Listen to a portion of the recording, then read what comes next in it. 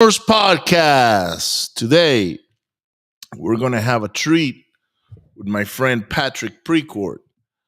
I'm actually learning how to do this and going live on Instagram, so bear with me. I'm connecting our streaming platform into Instagram. But while Patrick logs on, I'm just going to go ahead and get started and remind you that this weekend we have the Real Estate Entrepreneurs event, Pros of Real Estate, in the city of Houston, Texas, May 17th and 18th from 9 a.m. Actually, 8 a.m. and 9 a.m. all the way to 7 p.m. So Patrick is here now. What's up, Patrick? What is up, Mr. Ricardo? How you doing, brother? I'm doing amazing, man. I'm learning how to stream on Instagram as well today. So hopefully it's all working and we're everywhere. Love it. Yeah. So anyhow, man, how have you been, brother? Good. And we were just talking about it with my wife last night. It's been a busy spring, but a really, really good spring. A good busy. Very productive and just. I'm blessed to work with some amazing clients. I don't know how else to say it. I just get to work with some phenomenal human beings, and every day, man, I look forward to it. So things are good. I'm glad to hear. What makes them amazing? So probably these are hard hitting, big aspiration, big dream kind of people, like all of us, but they don't fall prey or cower to the fear. And it's not that they're fearless, Ricardo. They operate in the presence of fear. They don't wait for the circumstances to be perfect. They just, under guidance, they just go for it, and they buy into. So I got this theory, right? It's not even a theory because it's proven out all the time, right? That there's pretty much kind of two main reasons why we don't go after the stuff we want in life, Ricardo. And one of them is this belief that our circumstances have got to be a certain way. Like, I've got to wait till I get to this level in order to do that. Or even as simple as I got to be in a better mood, or I'm tired from last night, so I can't go do that thing today, right? So we're always waiting for circumstances to be perfect. That's one reason why. And then the other one is the ongoing consistent belief that we need more resources in order to do the thing we want to do. And this is the one that I think people can learn a lot from, in terms of, we think we need more knowledge, more resources, more money, more help, more advice, more guidance, right?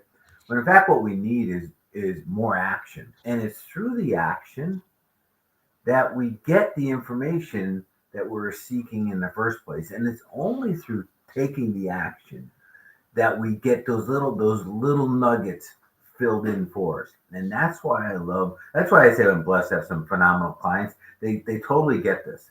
You know what? I don't really believe in everything right now because I haven't experienced it, but I'm going to go for it. And it's overcoming the limiting beliefs. And every human being has limiting beliefs, right? That's just it's part of nature. If we're growing and changing, it also means that we're outgrowing former beliefs, which means that they're limiting until we step past them. Does that make sense at all? Absolutely, man. 100%. By the way, the name of the show today is Mindset Monday with Patrick Precourt. What a great name! So you hit the nail in the coffin when you started talking about that, and that's why I asked you what made those clients amazing, because I'm a firm believer. I'm an action taker as well, and if you actually read in my bio, it says Ricardo Rosales, action taker, the end. That's it. Like, I don't know what else to tell you, but you know. But let me ask you a question about that, Patrick, because sometimes I've even held myself back, like We all have to. consciously, right? So So I know that I need to pick up the phone and make certain phone calls. And for some reason, I'm like, I don't know that I want to do that right now. Or, um, or maybe I'm too comfortable at that minute or that moment to where I'm like, oh man, like making that phone call right at that moment is like I know I'm gonna be in an uncomfortable position, right? If I'm making a sale or something along those lines, or or I'm inviting somebody to become part of one of my projects, and I know I'm a pretty good salesperson, so it's not the fear of being rejected, but sometimes it's like you feel like you're burned out, right? And you know you can do it, but you're like, I don't know that I want to do that right now. Maybe because I'm comfortable in a way, but it's because of the feeling of being burned out. Burned out meaning tired, basically. Like, I don't know if I want to do that. I don't know if I want to take that action right now, right? And what's interesting is that that feeling not only, let's talk about is business, right? But it also translates into other parts of our life. You know, whether we wake up in the morning and do what we're supposed to be doing, or or we go hit the treadmill like we're supposed to be doing it, or we get on the diet that we're supposed to be doing, or we don't pick up that bottle of wine because we're on a certain diet. From your perspective, how do you handle, or how do you, or what do you tell your clients that need coaching when it comes to feeling burned out? It's not necessarily the that they're not talented or that they don't have the capabilities of doing it, because at the end of the day, if you believe you can do it, you can. If you believe you cannot do it, you're right as well, right? Like it's all mental. But when somebody's feeling burned out, like they need to take certain steps and certain things, but they're like, oh man, I don't know that I want to do that right now. How do you handle that Yeah. from a coach perspective, not Yeah. from. And so every answer starts with, all right, let's just put a bright light on what's important here. And and this may sit well with you, it may not, Ricardo, but we're buddies, so I can say it, right? Hey Uh, man, call me out, dude. Like I've been called out plenty of times. the only way the only way we get burnt out is when there's a misalignment between what we're thinking and feeling and what we're doing. When we're doing something we love to do, we can't get burnt out. We're all in, man, until we fall asleep, right? But somewhere there's a misalignment, which isn't doesn't that's not a judgmental thing. It's more of a like a troubleshooting thing, right? My camera's doing funny things, following me in weird places. It's okay, man. I can see you fine. So Yeah. So when we're getting burned out, um, the question isn't about, oh, I got to muscle through my burnout or anything. The question is, what's out of alignment right now? That's all. And we go down that path, and we start asking ourselves, like, what was the thing I was going to do? And so park that for a second, and then come over here to point number two. Point number two is that every single decision we make comes with a consequence. Every single one. And even when we decide not to decide, that's of course a decision by default, and that comes with a consequence. But what we don't ever ask ourselves is, what's the cost of this decision, right? And these two marry together, because now back out over here, you're out of alignment somewhere. You say, well, man, this is what I love to do. This is, these are my people, but I'm procrastinating on doing this. Well, we're associated with, and the root of procrastination is there's an associated discomfort. And more times than not, you mentioned the word, that discomfort's a function of that comfort thing you were talking about. The discomfort and comfort, polar opposites, and one causes the other. Comfort's a trap. Comfort's almost like a if the devil was to ever set a trap for you, it would be called comfort. Okay, it tricks you into believing that things are good the way they should be, when in fact it starts our dying process. When we slip into comfort, the only way we can be comfortable, and this is important, is for us to be doing nothing new or different, because with all new and different comes an unknown. And out of the unknown comes that's a root cause of all fear, just not knowing. It's as simple as that. And that's where the discomfort comes into play. So now when we're out of alignment with something that you've been doing this for so long and you've loved it and it's not feeling good right now, it's you tricking yourself into believing that comfort's better than discomfort in the moment. Comfort's better than pursuing that thing that's gotten you so far in your life, that's allowed you to impact so many people up till now. Falling prey to the trap. And listen, I'm not preaching at all. I'm right there with you. It happens all the time, you know. And you got to be like, stop. Take a deeper. Now, don't confuse this or conflate this with taking time off and recovering, and that's all completely different. That's intentional recovery, time away, perfect. That's awesome, right? But that's not what we're talking about here.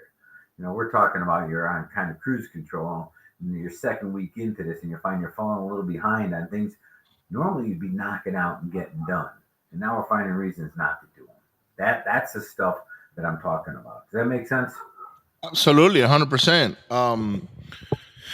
It's it's like when I stopped my wholesaling business because I felt like I'm glad you said this today. Like at that time, I felt like I was not aligned with it anymore. I was being pulled in a different direction, right? And I started questioning whether I continue to do this. And I knew I had to make some decisions that were gonna impact other people directly related to that. But once I did that, I was like, all right, now I just got my that monkey off my back. And now I can focus on the things that I want to focus on and be able to grow that other particular business. But a lot of people sometimes they feel trapped. They also have an identity crisis. Like, for instance, I'm a real estate investor, or I used to be a real estate investor, and today I'm more in the sales and marketing business. But a lot of people have a tough time transitioning from being an investor into their next phase of their life. Mm-hmm. And you've done this before because you used to do pre-foreclosures and you do short sales and all of that back in the days. I actually interviewed what's his name, Bob LaChance, and he mentioned you there that you were his mentor, and then you guys partner up for a while. Today you're not doing any of those things, right? Not as a. I mean, I'm always involved in real estate. Right. There's not a day that goes by I don't think that a real estate deal has not come across my plate. But that's not my focus in my profession right now. So completely, like, I don't even bring that up in my resume. Even though, to your point, we did it for almost 15 years and transacted thousands of properties. But I don't even bring that up because that's not my persona today. How do you shift from changing to the persona you were to who you are now? Like, how is that transition? What goes behind making? I've done it, okay, and I came to terms with myself because I did see myself as a real estate investor for many years, and that's all I talked about: flipping houses and wholesaling, and creative financing and doing all these things. But eventually, I sort of like, I guess, I wasn't passionate about it anymore, right? And I started going in a different direction that I love and enjoy more. It's more fulfilling, I guess. Not that it's one is more fulfilling than the other one. It's just that the other one wasn't fulfilling me anymore. Now, on your case, Patrick, because you got more experience than I have, or more time in the business altogether. How do you handle without that transition into saying, okay, I'm the short sales specialist, and now it's like I'm the mindset, slash coach, or the MMA fighter, or all these other things that you've done in your life? Yeah, and for a long time, like my I didn't get involved I didn't pretend to be a big boy and adult till a little later in my career because I spent so much time playing rugby, and I played rugby almost 15 years. In the last, 5 of those years, I got to play international. And that was kind of my image. That's who I So was, that was basically your first identity. I'm a rugby player. you know. But I don't really bring that up anymore because that's who I was. It's a part, like it's in my blood. It ain't ever going anywhere, right? But that's not who I am today. But to answer your question, it starts with how do you change your identity or how do you grow into the new identity? It starts with you stopping your worry about what you think others think of you. Because and we've all done it, make no mistake. But when we do that, we're letting them dictate our self-image. We're letting them define who we are. And I know you know tons of people too, Ricardo, that every day they get up and they put on a costume, a facade, and go out and they be the person that they believe everyone else out there expects them to be and show up as. That's the person that's hard to get rid of because it's based on what they're expecting of us, not based on what we're now feeling we've become. And when we can bifurcate ourselves from the concern of their image of us, then we just follow our freaking heart. We just let it go. And we don't question the process. That friction you talked about, what shows up, you get, out of alignment. You can be out of alignment for a couple of reasons. One, you get too comfortable and it's conflicting with the thing you love to do. But two, you've become someone different. So let me create like a little analogy for you here, or metaphor. And I don't even know the difference between an analogy and a metaphor, just so you know. Okay, so I'll use them interchangeably. When we're born with a set of glasses that are crystal clear. Boom, nothing, no tints, nothing. Every life experience we have slowly adjusts those glasses, adds another tint to it. So after every life experience, we see the world slightly different. Now you're 5 years old, you're starting kindergarten, you see the world way different than you did when you're 3 years old. Now you're 15 years old, you're starting high school. Wow, you're a whole different human being than you were 5 years ago. Now, fast forward this, you go through a wholesaling career, 10 years or 5 years or however long you wholesale for, right? Every day, those glasses are getting tinted slightly different. At some point, you're like, you stop and you're like, whoa. And now you see clearly how much different today is than it was 10 years ago. You realize you're someone so different, you can't possibly fit back into who you were. That's where this process starts. Does that make sense? Absolutely, 100%. And it makes no sense for your identity not to change if you're out living life every day because those glasses get tinted a little more and a little more and a little more. Not in a negative, bad way, although it could be, right? But I'm not saying it's bad or good. I'm just saying that lens changes. So at some point, you're like, holy crap, things have changed. And out of the blue, you're like, I know why this wholesaling stuff just doesn't excite me anymore. As if you woke up one morning and it's just there, not exciting anymore, and things start to change for you. That kind of makes sense. Absolutely. Yeah. So to think that you're going to be the same person, nothing's going to change. That to me would be the anomaly. The normal course of action would be the person who's changing. Now, you ever go to the gym and see somebody who's been going to the gym for 3 years and they have not changed? Perfect comparison. Though. They're not changing because they're not doing anything at the gym. They're going through the motions. Okay. But when you go to the gym and you do the work, your body can't help but to reflect the work that you've done. Such is life. And the rate of change is relative to the rate or the work rate that we put in. And I'm not just saying like work isn't working literally, but living life, family, work, all that. The rate at which we change is relative to the rate at which we apply the work. Just like the gym. The more you go in, the more you destruct your muscles, the faster muscles will grow. But if you go in there and you do the same thing every day and you never challenge them and nothing's different, then nothing will become different. Yeah, Having that's the best analogy that I can think of when it comes to changing, right?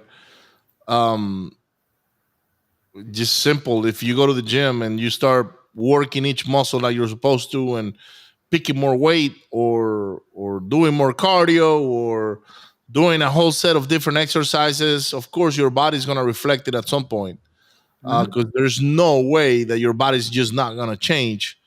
um but your mindset also changes when you do that, because it's like you create these new behaviors and these new um habits, right? Or a new habit, which is the habit of getting your muscles and your body better by following certain instructions or whatnot, right? Mhm. In your opinion, um, if you have to tell somebody only one thing that they could do on a daily basis to change their subconscious mind, to rewire it, what would that one thing do? Would it be like reading or exercise, or what would Patrick say? Okay, if you can only do one, this is what I suggest you do. Okay. So let's predicate that with the statement that growth comes from doing hard things. Okay. They can be physically hard, they can be mentally, emotionally hard. Growth comes from doing hard things.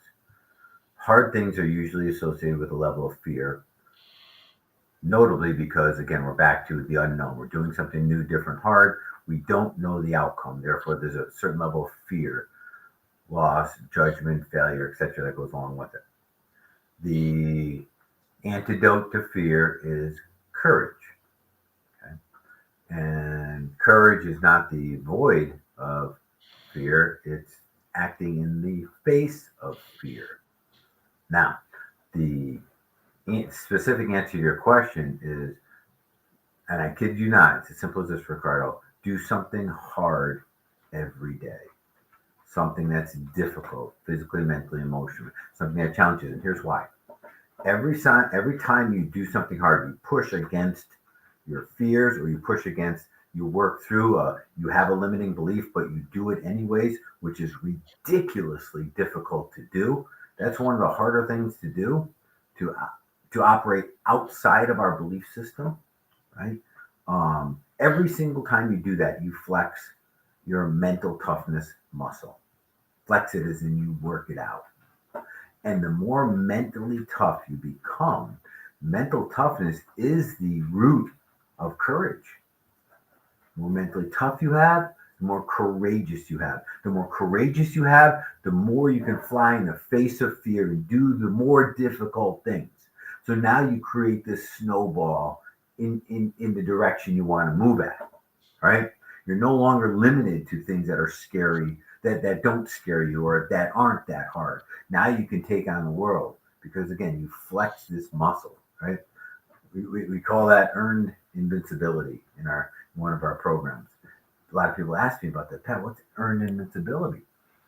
It's like when you're no longer prey to other people, them manipulating you emotionally or mentally. You don't have to be afraid each morning when you wake up of anything, because you have the mental toughness to courageously to go at whatever it is you want. Right. So every single day, flex that muscle, mental toughness. Do something tough, and the rewards are like exponential after that. That's good, man. That's great advice. Do something hard every day. um Pick your heart, right? Is what I've heard a lot people say. Like, do you want to be, is being poor hard, or is being rich hard, right? So why don't you pick one? Which one is the heart that you want to pick? Do you want to pick the poor, or you want to pick the rich. But to do something hard, in I guess if we're gonna put it into a real example of what hard looks like, maybe hard is getting up at 4 o'clock in the morning because you're not used to getting up at four. And then going into an exercise routine, or maybe reading 30 pages of a book because you're one of those people that for you it's very hard to pick up a book and stay focused on the book, or maybe it's just it's just to follow a simple diet, Mm-hmm. some no carbs, no sweets and sugars and things like that, especially if you're surrounded by it, or not drinking alcohol. Okay. You know what? I've never done 75 hard because of the alcohol thing. Mm-hmm. I was like, you know what, man?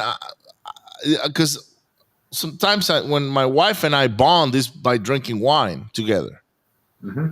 So if I embark on a journey like that, I have to have her buy in as well, which is, hey, by the way, we're going to have to find something else to do other than drink wine because I want to do this 75 hard thing, which honestly, I really don't care, Pat. I went to I was in the military before. So I guess it will be just a reinforcement of what I did while I was in boot camp, um, or while I was in the Navy. But I see my friends do it, and I've seen the results, both physically and mentally, and in many different ways. They grow into this new person by sticking to a very hard routine during 75 days.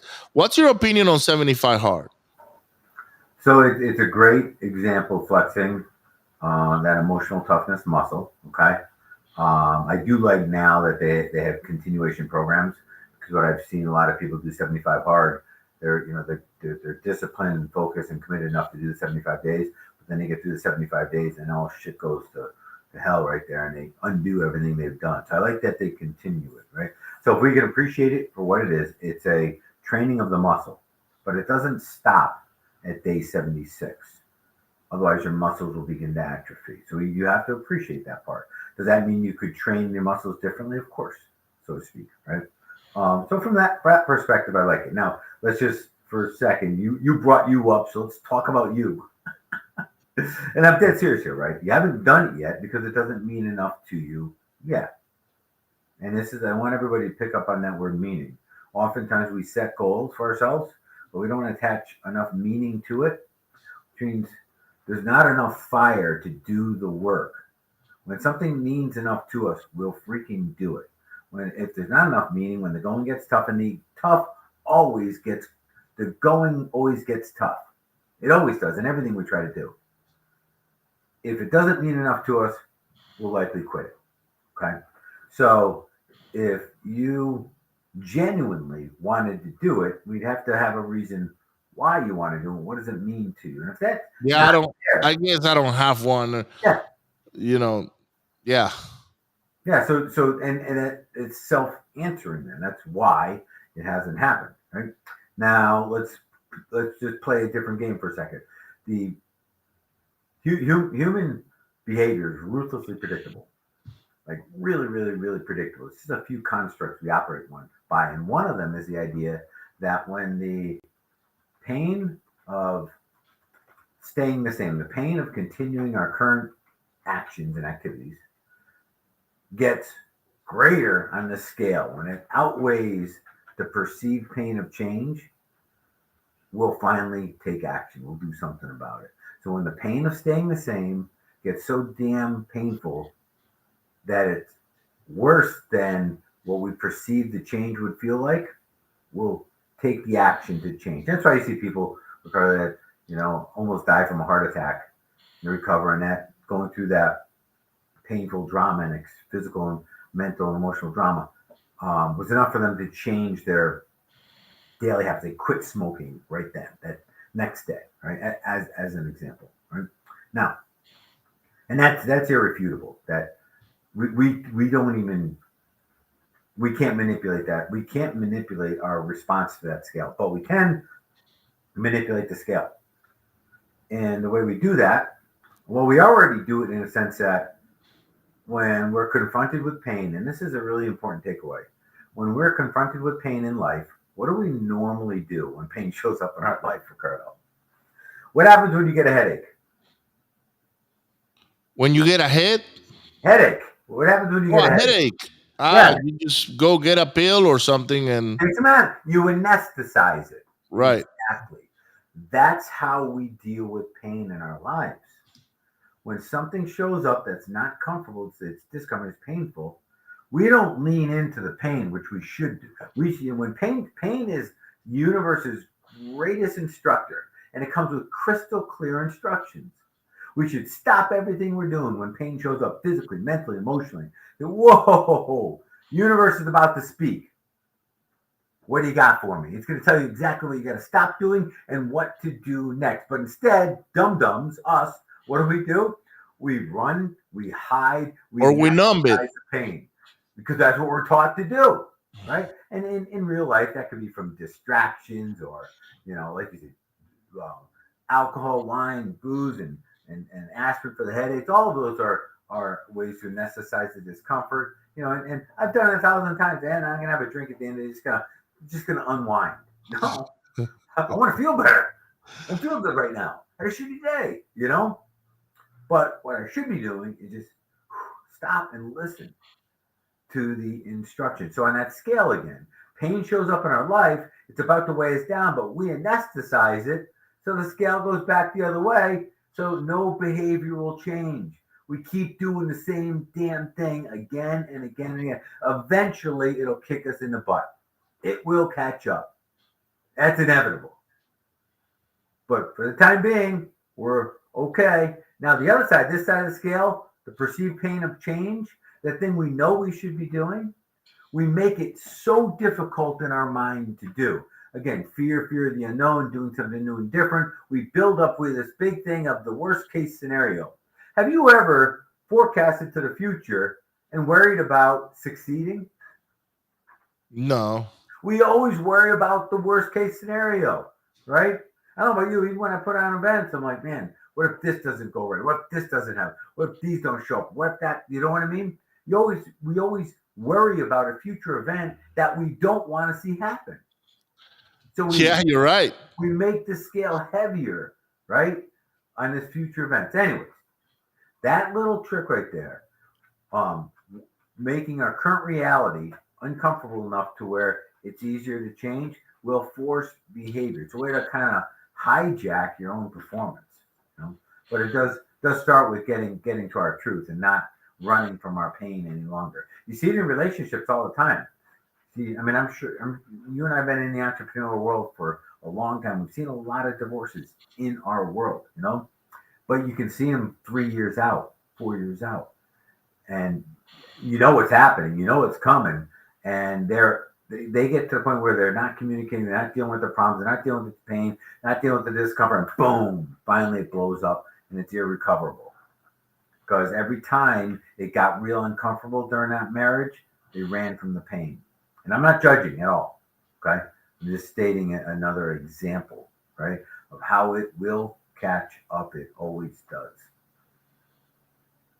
Not that you want to get that heavy today, but No, that's good. That's what I want, man. I want some of the people that are, or all the people that are watching today, to see a little bit of what you're going to be doing this weekend here in Houston, Friday and Saturday, and and and to get a taste of what can happen when we make the realizations of, you know what, choosing the heart, like you said it earlier. How, like, I chosen hearts before, right? But also I remember when my business partner Dennis, my brother from another mother, uh told me one day, Patrick, we were going through some problems financially, and our cash flow was completely disrupted, and And he told me, "Sir Ricardo, we need to go talk to our lenders and let them all know that we're insolvent. Basically, we can't make no more payments." And I chose not to do that because I was like, that was choosing to go the very hard route. Um, and and now that you're talking about this, and I've said it before, it's like if there is one thing that I would have done different from that whole time, is that I would have chosen that hard. I would have chosen to have that conversation and said, "Hey guys, this is what's going on. This is what's going to happen. This is how we're going to handle the funds from now on. And don't get mad at me if we're not paying or whatever interest because we need to finish these properties." But I chose a different heart, which was I'm going to honor my commitment, which is I'm going to continue to pay you, work with me for however long we can. And at the end of the day, we satisfy 99.9% of those debts. Um, but the reality is they were still mad at us at the end of the day. So it didn't matter which heart I chose, the outcome was going to be the same. But I think we would have been able to solve a lot of those challenges if I would have listened to Dennis and the way he wanted to handle the situation. Um, to me, it appeared that he just wanted to like walk away quicker from the problems. And I was like, nah, let's deal with it. We're big boys. We can handle it. We can create more money. We can create more streams of income. We can wholesale more or do whatever to get out of these nasty flips. What happened was we were flipping 50 houses in the Houston area at the time. It was a lot of millions of dollars worth of loans. And Harvey, a hurricane came in, right? And that's what disrupted our whole business. Mm. Now, I always say that the business was going to get disrupted at some point anyways, whether it was a hurricane or it was COVID or it was a financial crisis, something was going to detonate that bomb. Um, Now that this is me today looking back, I'm like, hey, hold on a second. It's not the hurricane's fault. That was my fault because I got myself in a situation where I owed millions of dollars and we had a lot of work going at the same time, and it was a high risk type business. So the detonator was the hurricane, but it wasn't the hurricane's fault Right. at the end of the day, right? So when we were going through that, Dennis tells me, he said, Ricardo, we need to stop making payments because we need to conserve the cash to finish all of our projects. And my answer was, Dennis, I want to honor my commitment, which is I had to continue to make payments. We have to go make more money. So if I would choose that hard today, I think Dennis's way of getting out of the business would have helped us, you know, because we did create more money. We just didn't throw it into the properties like we should have because of interest payments. Right. So it was very hard to escape that. But yeah, I chose the other hard, and this is a great analogy when it comes to choose something hard to do every day. I wish I would have listened to him back then, but it is what it is. What's done is done. You can't really undo it. You just got to learn from it and move on. Um, so what do you choose? I like this topic, choosing your heart. What's your heart today? If you So have any, because sometimes you yeah, don't oh have yeah, it. yeah, no, I do. So I put it. I define it, and this is. I'm glad you asked that question because this gives me a way to express something. So if you go, there was a study done in I want to say 1941 or 1940 called "The Secret to Success," and it was out of the life insurance industry, sales and door to door sales. Right, guys walking around. Mind you, this is and almost the end of World War II, and so an interesting time in our history. And the question was, what is the common denominator to success? Why do like 5 or 6% of our salesmen crush it and the rest don't? And this is across thousands of salesmen, Ricardo. Okay, so I'm the looking up the book. Is it a book? I don't know if it's a book or a yeah or just uh see It's man, okay. It's okay. I'm looking for it right now, so that's why I'm looking in a different way. But yeah. um, So long and short, what it boiled down to is first the obvious that those who fail to produce results are unwilling to learn the habits of those who succeed. So that's an obvious statement, right? Because I think we all can agree that our life is experienced through the execution of our habits, our routines, the things we do every day are the causation to how we experience life.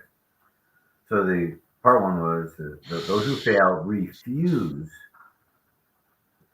to learn and practice the habits of those who succeed. And refusal is really where the focus is there.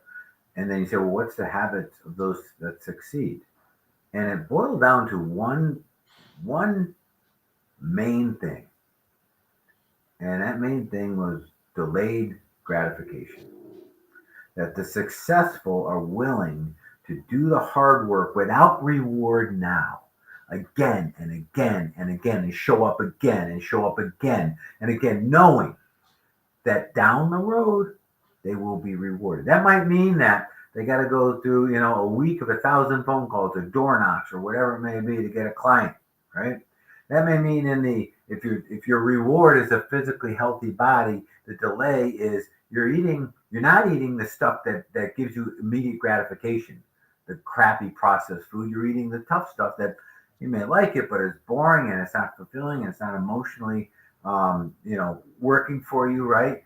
But you're doing the hard work, delaying the gratification in exchange for gaining that healthy, fit body that you want right down the road. And the unsuccessful, the ones who fail, are unwilling to delay gratification, the instant gratification in everything that they do. That was the big separator. So that, and let's take it into like our real estate world, that would be putting in the time, learning how to become a good salesperson, as an example, Ricardo, right? Which yes, there's training, there's lots of good training, but the best training is doing it live, getting at it. And it's uncomfortable and it's not fun. And you're going to get called a lot of names doing, especially when you're, cold call outreaching and stuff like that. And that's the fastest way to learn. There's no better way to learn than that. And a lot of people are unwilling to do that. Instead, they'd opt for a W-2, pay me by the hour job because I work, I get paid. I work, I get paid. I work, I get paid. Right? Immediate gratification in what they do. Now, granted, the rewards are much smaller and they're limited in scope, but people will make that trade-off. And if you're looking for one hard thing to do every day, 'cause that's what the space I operate in, I make sure I'm operating in a space of delayed gratification.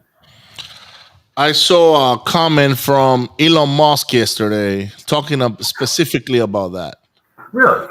Yes, on delayed gratification, and it was like a 10-minute video.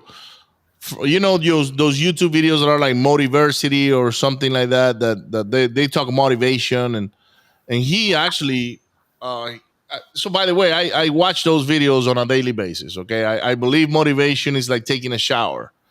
You have to constantly uh, surround yourself with positive energy, good energy, things that inspire you and move you. And I'm one of those guys that I like to watch things that are positive on a daily basis. And that was yesterday's video. It was Elon Musk talking about delayed gratification and how most entrepreneurs that are practicing that will eventually shoot up to the stars like like nobody else because they're not worried about the money they make today. They're preparing on the end goal. The money they make today, they're just pouring right back in, which speeds up the rate of progress going forward, right? Versus taking it out and just little steps at a time. Absolutely. Delaying gratification of their efforts. So I've been doing that for a couple of years now because when we were wholesaling, we were bringing in good money. Sometimes six figures in a month, right? And I enjoy the whole wholesaling rat race. Like it's a boiler room. It's let's go get these contracts. Let's go get them assigned, and next thing you know, you get trapped into the whole rat race, and it was fun. But then the universe started pulling me over to the VA world, the virtual assistant world, because I had a lot of virtual assistants working on my team. My students will ask me for them. And at the beginning, I was like, no, those are my guys. Like, I train them, they're for me. I don't know that I want to give them to you because of all the time that I invested into them. And they're like, we're happy to pay. Whatever, charged us a VA. And I had no idea what a VA will cost, like on the market, right? So I started quarterbacking people from my team to other teams. And next thing I know, I'm seeing those other teams succeed. And sometimes they will succeed even more than my own team. Hmm. And I'm like, wait a minute. Why am I here trying to like make something work for me that's actually working better for some of my clients? Why don't I focus on helping those guys instead? And maybe in a way, I will make this my primary business, but I know I'm gonna have to give up some money because the VA business is pretty much like the rental houses. Its cash flow is small and it's a business that you have to do in volume. But my efforts were divided by not only the VA business, but the wholesaling and then data and a couple other things that we were pushing all the way across. And the first decision I had to make was to shut down my wholesaling operation. Because I'm like, okay, if I have 30 people on my staff and I can convert them into other people's staff, then that brings already a good chunk of revenue. Yeah, it might not be enough to pay bills or whatnot, but my focus now is going to be to grow that.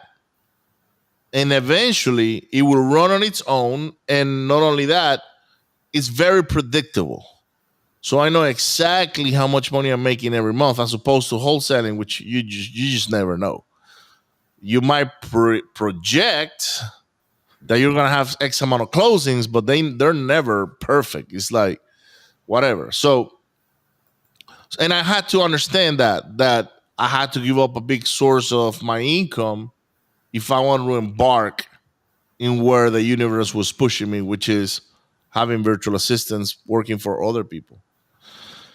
And I think I made that decision about a year ago. Exactly, it was a year ago, where I closed on my last deal that I had under a contract. And I went and talked to my team and I said, guys, I think this is what we're going to do. And we're going to move towards this direction. I want to hear what you guys got to say. And they're like, yeah, we're on board. Let's do that. And then we started, working with other clients, like even people like you that are producing content on a daily basis or whatnot. And I made the shift and it's been amazing because I've been able to focus on one thing and one thing only. I don't have to worry about wholesaling right now. I don't have to worry. I've even shut down the data side because I'm like, you know what? That's a distraction. It costs me money to run that. I'm going to laser focus on this one thing. And the events, we're doing the events still because it's sort of like they go one hand, hand in hand. So we promote our services through it. We invite our clients to it, VIP. But that was a very hard decision to do, especially when I had other commitments that I have to I owe money that I had to pay, which I'm like, okay, if I do this, if I go this route, I may not produce the same amount of money because it's just a slower growth when it comes to the money side. But it's like a bamboo. Mm-hmm. That bamboo lays down the roots for 5 years or so. and then in a matter of 2 weeks, it just shoots off and grows. I don't know how many feet up in the air, right? And that's how I saw it yesterday when I heard it from Elon, and today you mention it again. And then I say, okay, I'm on the right path. I don't. It's sort of, it recertifies what I'm doing, right? Yeah. And a lot of people, man, they get caught up in identities and the amount of money they make. And I even say it today, I make less money today than I did a year ago. But number one, I'm more fulfilled. I'm happy. I'm not stressing out because my paycheck is different.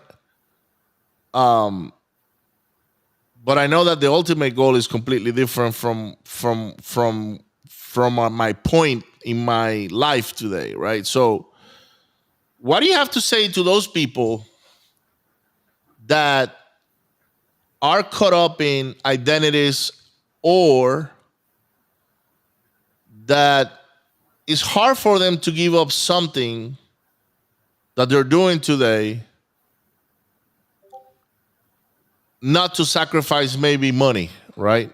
Um, because they wanted to do something else that's more fulfilling, and they know they have to do it, by the way, right? So let's say somebody that's doing wholesaling,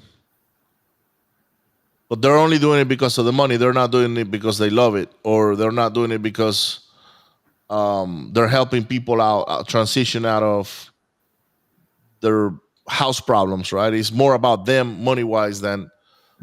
than than the help they're offering to the marketplace. What do you say to people that are having second thoughts on, should I continue to do this or should I go a different route? They're in a dilemma. They're like in a fog. How do you unfog yourself?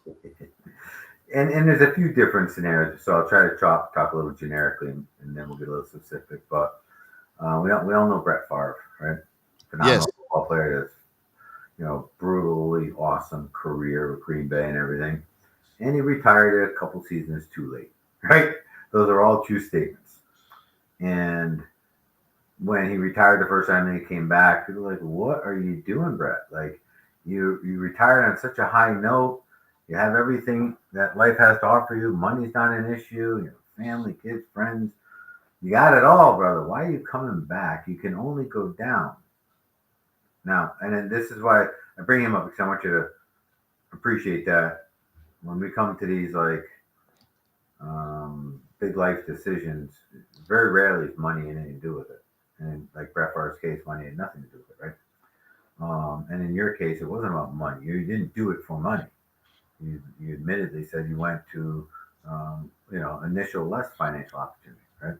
So it wasn't about the money. That's not where you made the shift. The answer to Brett Favre, and I love him, so this isn't a derogatory statement, but it sounds negative. He stayed for his ego. He didn't. He knew himself to be one person, a star NFL quarterback. That's it. That is the only thing he knew. And he also knew that once stripped of that, you kind of become, now he's still Brett Favre, no doubt, but you kind of become a nobody because you're now retired, right? And you run immediately into a self-image issue because you made you about football about you, instead of seeing you separate from football, right? So the only reason he stayed in, right, is that protection the ego was pushing on him. He too scared to leave, quite frankly, because who would he become? And back to our world, right? When we're in that position to make that decision, and I'll share a bad decision I made because of ego in a second. When we're in that position that we're making this decision, we got to be asking ourselves that really important question. You know, am I struggling with this because I don't want to go on to this new thing, or because my ego keeps pulling me back and I do want to go on to this new thing? And ego being self-image. There's a bad side of ego, but I'm not talking about the bad side right now. Self-image, who you are. how you see yourself, right? Um, I'll tell you a story. The business I built from the ground up was an amazing business. Served myself very well, my wife very well for a long time. And in 2018, um, we made a move, and I should have, Ricardo, I should have closed down the business. That should have been my move. But because I had made it such a part of me and who I was, my ego would not let me do it. Mm, That single decision cost me many, many, many six figures. I right. gave real, real money. I should have shut it down. So I moved it in a new place. We started from scratch, built up a home, put tons of money into a build out, and it was just the reason we had the so this is a gym business, and my partner, my original partner, who was my original fighting coach, he wanted to go out and start his own business doing just jujitsu. I'm like, well, you do you. You got to do what you got to do. But that was, a big part of our business. Now he leaves a big part of our martial arts league. So I had to buy another to make this move. I had to buy another martial arts business, bring it in. I'm sorry about this camera moving around. It's okay. Yeah, I had to buy another business, bring it into ours, and move to a bigger location and do a complete new build out. I should have let the damn thing go. But because I had attached it so much to my identity, I wasn't even I you couldn't even have a rational conversation with me about it. Ask my wife, you know. Um, Absolutely blinded by ego, and it was a bad decision. Um, don't crystal clear how bad it was now, and we did. So we ended up selling the business this past fall, but still didn't begin to make up for the amount, not of just the direct real cost, but also the opportunity cost of being sucked back in it and having to effectively start it all over again, you know. Right. So I would suggest to people that when you get to that time, Ricardo, like you have, um, to look at it with open arms. Don't be afraid of it. Don't let our ego will always push to stay the same. Ego does not like disruption, does not like change, right? So when we feel that resistance, to be able to recognize, like, oh yeah, that's the old me wanting to stay just like the old me. That's what's speaking up right there, right? But be okay with growing. And it was only in these last 4 or 5 years that I really bought into the idea of like that lens example that I gave you, that every life experience tints our lens just a little. We see the world just slightly different. So to think that we're the same person 5 years later, right, would be absolutely insane unless we've been, hiding in the closet for 5 years, right? Yeah, we're a different human being today than we were then. Even segments of our belief system, as new evidence has been presented to us and new facts and information have been presented to us, they overcome and override old belief systems that were based on now antiquated facts, because the new facts now trump them. We see the world differently, right?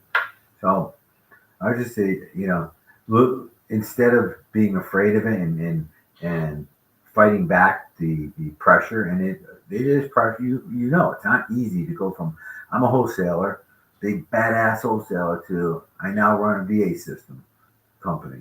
And I'm a wholesaler anymore. It's not me. That's the old Ricardo. That's a tough thing to let go. You know, just like for Brett Favre to let go of the NFL. He is not a professional football player. He was a professional football player.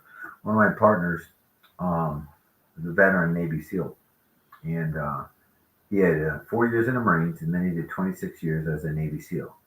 And he could have retired clearly much earlier, right? He had, a wife and three That's beautiful 30 years in the service. That's a long time, yeah, man. yeah. And he had a wife and three beautiful young little girls at home. Like I call them like 9, 11, 13 at the time or something. And he still wasn't retiring. Places over in Germany, And long story short, we talked it out one time, and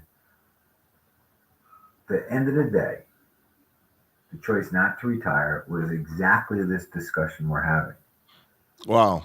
Fear of not knowing who you're gonna who are who When you retire from the military, you're a veteran. That, you ain't in the Navy anymore. You're in his case, he's not a Navy SEAL. He's a veteran of the services. That's a different costume. That's a different facade, you know. And that's why the discussion was so damn difficult for him. So I'll show you how we presented this. He he runs a camp called Camp Trident. Camp Trident's for kids, teenage boys, and it's just to kind of help them grow up and to be men. It's really cool, and he loves it. He lives for it. He was running this while he's in the service, coming back when he can to do it and so forth. And I shared with him one day, and this is the ultimate answer to what you're asking. I shared with him one day a question. I said, "Hey Neil, what if, what if you're 4 years as a Marine?" And then he came in where I met him was at college, UConn. I said, "What if you're 4 years as a Marine, 4 years at college, you go to OCS for a bit, you get into the SEALs, then you do 26 more years. What if all of that was not the main stage? Brett Favre, what if being a professional football player was not the main stage for you?" Back to my partner. What if that was all practice, preparation, necessary to make you who you are today so that you could pour into kids and change their lives running Camp Trident going forward? What if that's the real stage? And it took him a bit to process that, right? And so I'd be lying if I said, it's just a light switch for him. It took him a little to process, but he finally understood. And yeah, I'm not done. I got bigger things to do. When you measure the size of bigger things in terms of impact, how do you make a better impact and changing the trajectory that kids are on? And now he's involved in the program I do with men. So yeah, that's no different. You could not possibly have been qualified the way you are today, Ricardo, to facilitate VAs and run such a high quality product for your clients if you hadn't run through the business yourself for so long. You just That's right. you could have I faked I, it and I believe preached that. a man. Just practice, brother. Just I practice. believe that the one of the things that I noticed about the military is that um the TAPS, which is the transitional assistance program they have, um it is not designed, in my opinion. Maybe I'm wrong. Maybe they changed this from when I got out or whatnot. But that transitional assistance program they have somehow is designed to keep you in. It's not designed to allow you to go out in the civilian world and be successful, because they want to have retention, right? And I remember when I was going through it, I had certain people from, and I don't remember if they were in the program or they were from my ship or whatever, but they will try to instill doubt in me so I would re-enlist and continue to be a sailor. But I believed so much in myself that it didn't matter what they said. It was gonna, it wasn't gonna change any way that I saw myself. But I can see why somebody will stay for a very, very long time in an environment that may be the easiest environment for them to move around. I mean, think about it. They give you housing, they feed you, they give you a check, they give you incentives to go to school and maybe for your family members or whatnot to be okay.